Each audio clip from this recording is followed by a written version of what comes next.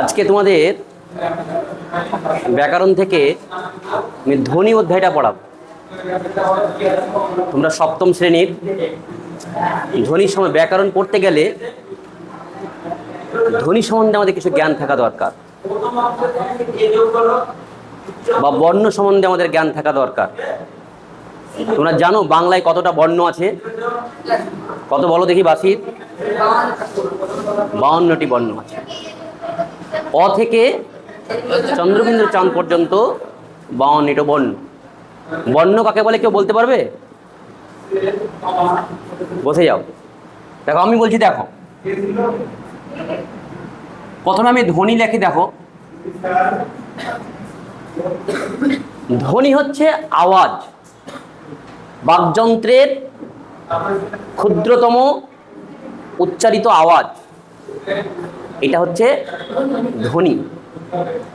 ধ্বনির পরেই হচ্ছে বর্ণ, যেটা আমি এক্ষুনি জিজ্ঞেস করলাম।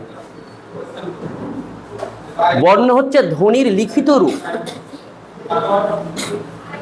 ধ্বনি হচ্ছে আওয়াজ আর বর্ণ হচ্ছে, আমি যেটা বললাম সেটা ধ্বনি, আর যেটা বোর্ডে আমি লিখবো সেটা কি?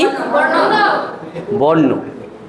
এই বর্ণ হচ্ছে আমরা বাংলা ব্যাকরণে, আমরা বাংলা ভাষা যে বলি তাতে অ থেকে চন্দ্রবিন্দু চাঁদ পর্যন্ত যে বর্ণগুলি আমরা এক এক করে ব্যবহার করি, যেটা লিখলাম আমি সেটা হচ্ছে বর্ণ। বর্ণর পরে হচ্ছে শব্দ।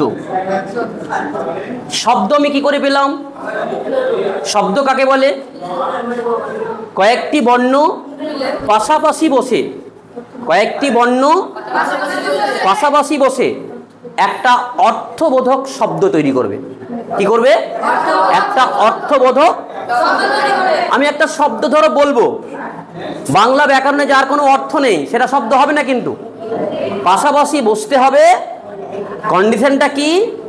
সঙ্গে তার অর্থ থাকতে হবে, না হলে কিন্তু সেটা শব্দ হবে না। শব্দের পরে দেখো বাক্য। একটা শব্দ পাশাপাশি বসবে, কয়েকটা,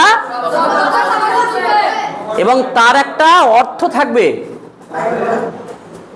আমি যে কথাটা বলছি এটা অর্থবোধক হতে হবে, শ্রোতা যেন বুঝতে পারে বক্তা যেটা বলছে, তবে সেটা হবে শব্দ। কয়েক শব্দের পরে হচ্ছে কয়েকটা বাক্য, কয়েকটা শব্দ বসলো। যেমন ধরো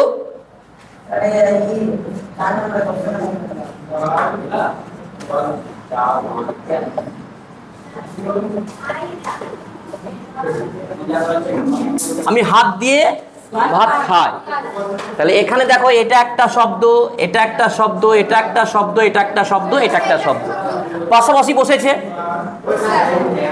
এবার এটা যদি আমি উল্টো করে বসাই, দেখো আমি একটা শব্দ খালি উল্টো করব, দেখো খালি আমি একটা শব্দ আমি এখান থেকে এই জায়গাটা এনেছি, আর এটা আমি এখান থেকে এনেছি। কি হচ্ছে দেখো? আমি ভাত দিয়ে হাত খাই। আমি আগেরটা বলেছিলাম আমি হাত দিয়ে, আর এটা বললাম আমি। দেখো মজাটা কোথায়? দেখো কি শব্দগুলি পাশাপাশি বসলো, এইটার একটা অর্থ আছে, অর্থাৎ শ্রোতা এটা বুঝতে পারবে। কিন্তু এটা যদি আমি বলি তাহলে এটা কিন্তু বাক্য হলো না। অতএব শব্দ পাশাপাশি বসতে হবে, আর তার সাথে সাথে অর্থবোধক হতে হবে, না হলে সেটা বাক্য পরিপূর্ণ হবে না। ব্যাকরণের ভাষায় পরিপূর্ণ বাক্য হতে গেলে পাশাপাশি শব্দ বসবে এবং তার সঙ্গে কি হতে হবে? অর্থবোধক হতে হবে।